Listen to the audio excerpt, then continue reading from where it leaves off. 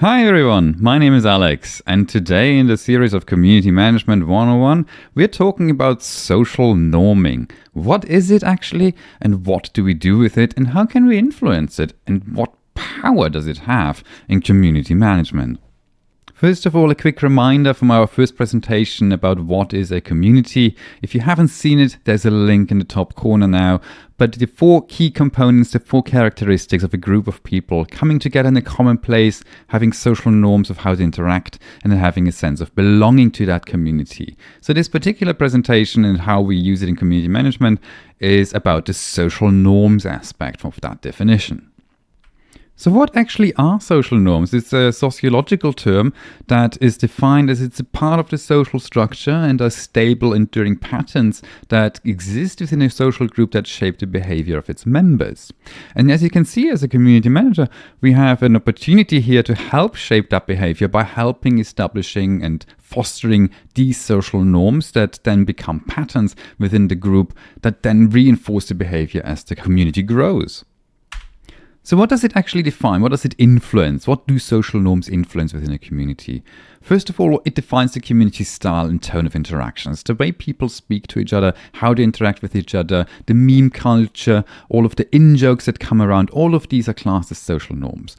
And as a community management team, you can influence that. You can define that. You can model the behavior you want to see within the community.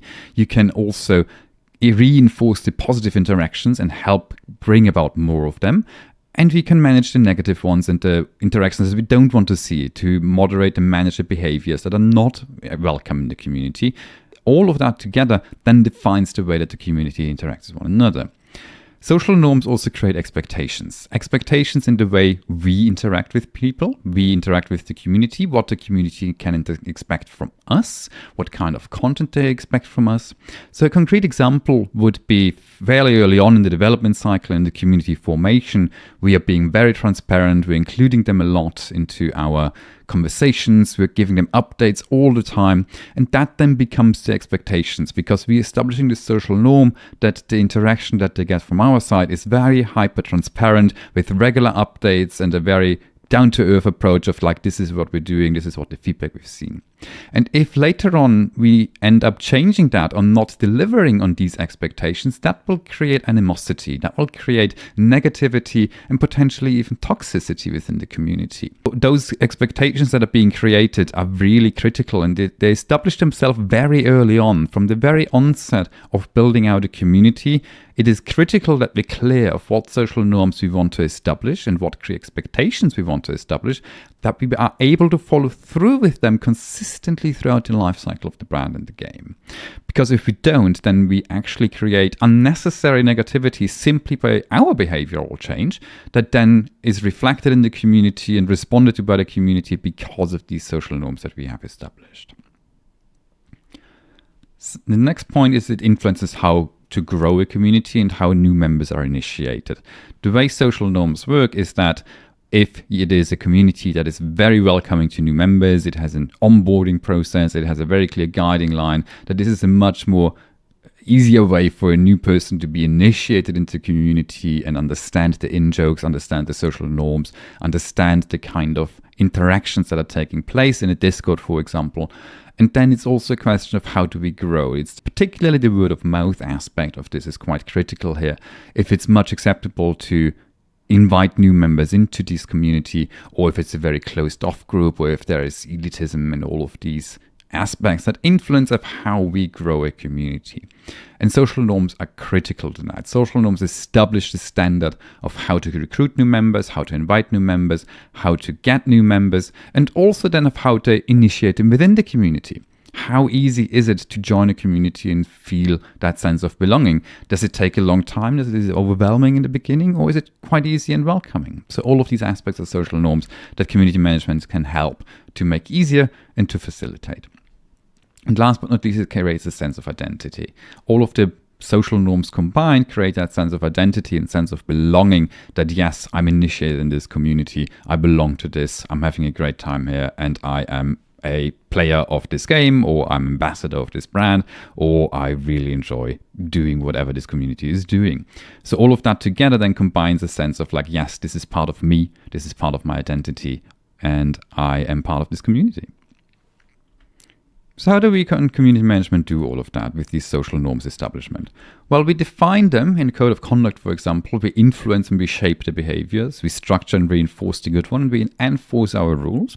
And we build the community in a cultural way. And what that means is the way you can also think about community is community managers are culture builders or cultural leaders. They model the behavior and they model what we want the community culture to be like, or in our particular case, what we want the brand's culture to be like.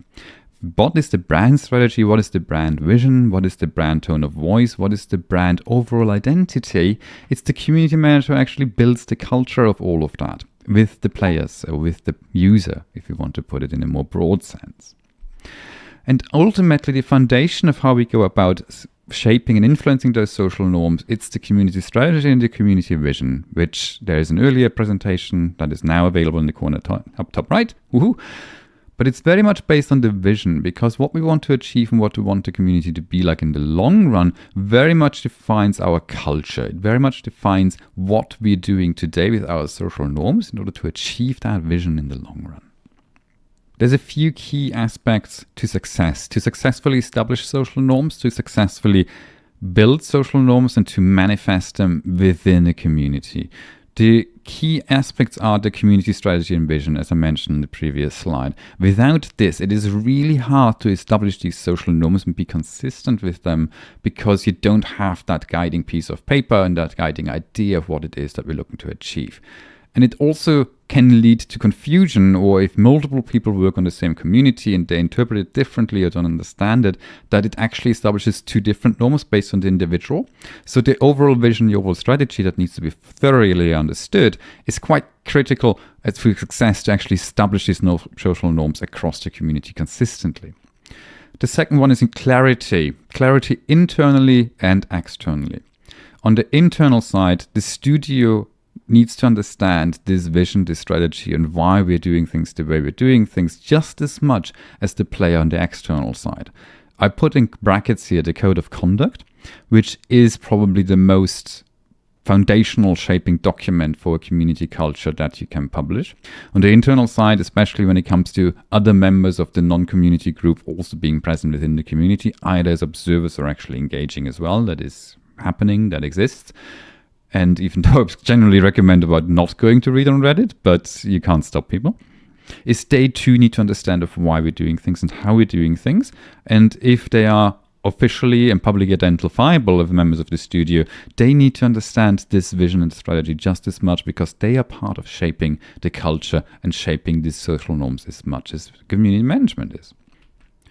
The next point is consistency.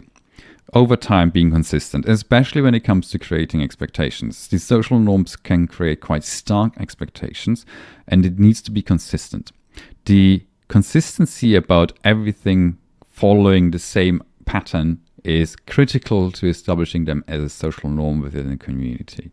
It's no surprise there if we're all over the place with our posting, with our messaging, with our tone of voice, then there is no consistency within the message. There is no clear identity that establishes itself. And subsequently, the social norms cannot take hold into strong, stable patterns. Patience. This takes time. This does not happen overnight. This takes months, if not years, to get to a really solid point. But the more consistent you are across teams, the more consistent you are internally and externally, the clearer the strategy and the vision is understood, the faster it happens. But ultimately, this takes quite a lot of time to really establish and manifest itself. And the last point is fair and uniform. This is sometimes a little bit tricky, because when you enforce your rules and your code of conduct, they need to be enforced consistently across everybody, irrespective of who they are in the community. If a moderator is violating the rules, then you need to enforce the rules as if it was somebody else. If it's a particularly vocal member of the community that have been almost a community leader and they have turned sour, you need to enforce the rules just as much as if it is somebody that just showed up yesterday. And the most tricky of them all, if it is an influencer, If it is somebody that is potentially even paid by the company to help market the game, and they behave in a way that is not consistent with the social norms or break the rules, we need to enforce the rules just as much with them as we are with any other member of the community. And that can be really tricky. But if we don't enforce a fair and uniform, consistent approach around our social norms and the way we run community, then they erode and it creates animosity, negativity. These double standards create quite a sour feeling within people and a sour feeling within community. And to avoid that, it is critical to be fair and uniform across every single member, no matter who they are. And that is really hard sometimes. But it is critical to be successful in establishing social norms and building these behaviors into community. Let's look at a concrete example, League of Legends. League of Legends a little while ago was famous for having one of the most toxic communities, and that is a case of social norms having established themselves where the negativity and the hostility towards one another was acceptable, and it has fostered itself as a social norm within League of Legends. So they had to go about and changing that social norm, which is not easy. But they used psychology to tackle toxicity. And as you can tell, it's a little while ago, it's almost 8 years ago from time of recording.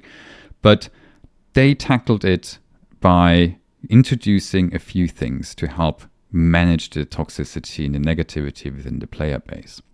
So the first thing they did is they introduced a tribunal, which effectively is a peer review system for people who have been banned to make their case of being unbanned. And it was down to the other players to effectively make a decision on these toxic players. From these tribunals, that gave them a baseline of how people talk and interact within the game, and they used sentiment analysis to index their chat logs, hundreds and hundreds of chat logs, to understand how do people talk and interact, and what is considered negative and what is considered not negative. And the way they've gone about it is then anything that was considered negative, they would build into the chat system to be filtered out. And last but not least is they also introduced something like social priming and in-game messages, where they tried to reinforce the positive and kind of work with the negative, where these messages were part of the in-game messaging on top of the screen of a start of a round. And these little messages just helped a little bit to prime the community, to prime the player within the round to think about these particular things. But it has definitely helped to remove a lot of the toxicity in League of Legends and effectively an entire approach, an entire system that was introduced to change the social norms that have been established and manifested itself within the community. The other example about social norms is you can train behaviors. You can use social norms to train behaviors within your player base, within your group, and use that to your advantage. That can also be called community programming or something like that. But this is a completely random example of if you look at the time your followers are online on social media, it will give you something like this. And this is UK time zone based. So completely random. It's not actual data. But the darker the color, the darker the blue, the more of your followers are online. And what often happens is you look at this and then you decide, okay, sure, I shall post my social post on 5 p.m. on a Wednesday and a Thursday because this is where most of my followers are online. But if you use training behavior and if you use social norms to establish when you post, you can actually flip that around and you can train your community and you can train your followers to expect you to create that expectation of when you post. And I've done this myself at my previous company where we picked a time based on when we have least competition, because everybody posts at the same time and the followers are online. So we created our own little window and the result looked a little bit like this. We fairly consistently posted around lunchtime on a Thursday, sometimes on a Tuesday or Wednesday, but generally, sometimes we were late, it was Friday. But generally speaking, we post on a Thursday lunchtime. And after a year, we had a look at this particular chart, and this is roughly what it looked like, where we trained our community and we trained our followers that we post on a Thursday lunchtime. So they came online to wait for our post. They came online to have a look if we posted or not. And it is a clear example of using social norms to establish and train the community. And this is not limited to social media. This can be done for anything, really. This is a case of you can train any behavior you want, but you need to be very careful about it and you need to be good at it and you need to be consistent about it. And you definitely need those key factors to success in order to make that a reality, to use social norms to influence and build that behavior that you want to train. This is a social media example, but any other behavior is just as relevant for social norms establishing and training as well. So that's a broad overview about social norms with a couple of examples. And if you'd like to learn more about our approach of using social science to manage your communities and you build communities and grow communities to unify the player experience, head over to the website and have a look at communityconsulting.com. And I will see you the next time.